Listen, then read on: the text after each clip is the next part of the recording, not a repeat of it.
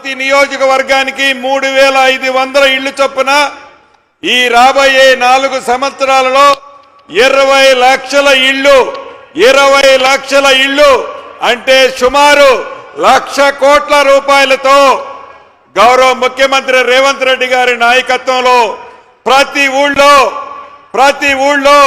ప్రతి పేదవాడికి నీది ఏ పార్టీ అని అడగం, నీది ఏ కులమని అడగం, నీవు ఎవరికి ఓటేస్తామని అనం.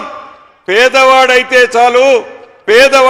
చాలు ఇందిరమ్మ రాజ్యంలో ఇందిరమ్మ ఇల్లు ఈ రాబోయే 4 సంవత్సరాలలో 20 లక్షల ఇళ్లు కట్టించి చూపిస్తాం.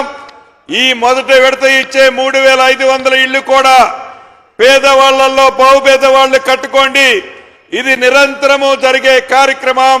తప్పకుండా ఇందిరమ్మ రాజ్యం అంటేనే ఇందిరమ్మ ఇల్లు, ఇందిరమ్మ ఇల్లు అంటేనే ఇందిరమ్మ రాజ్యం.